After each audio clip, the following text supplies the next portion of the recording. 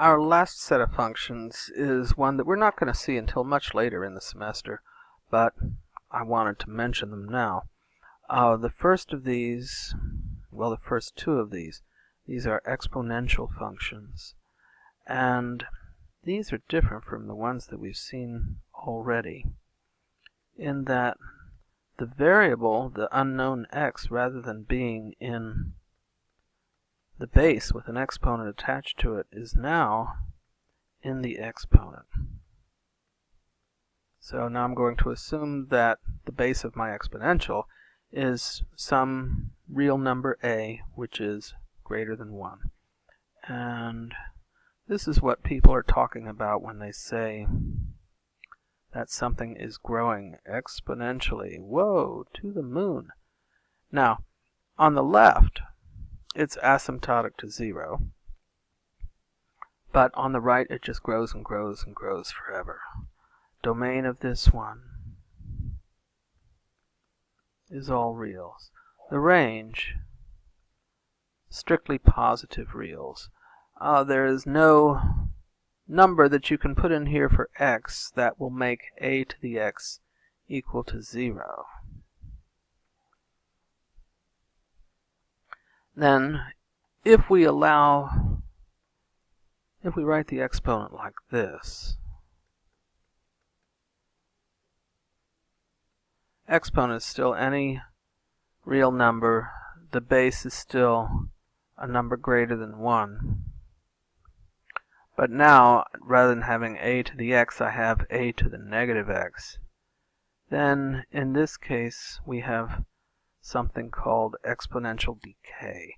It's asymptotic to 0 on the right and grows indefinitely large on the left. So when something decays, like a radioactive isotope, which decays indefinitely, depends on how long its half-life is, we have a function like this. So, domain, still all reals. We can put any value in the exponent and the function will still be defined. Range is only positive reals, which we could also write 0 to infinity, like so. Now, a partner of exponential functions is this one, which is actually, as we will see when we study this, the inverse of the exponential function.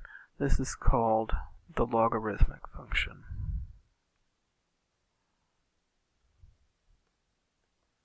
And our equation here is y is equal to the log, let's see, gonna run out of room there,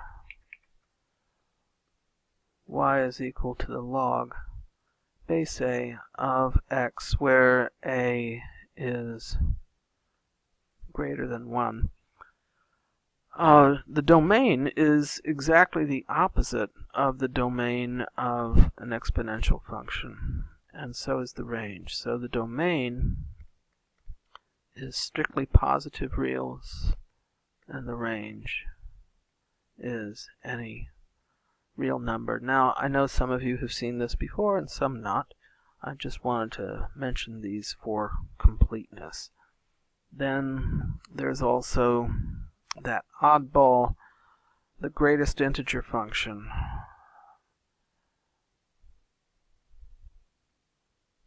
which is what we call a step function, because it looks like a set of steps.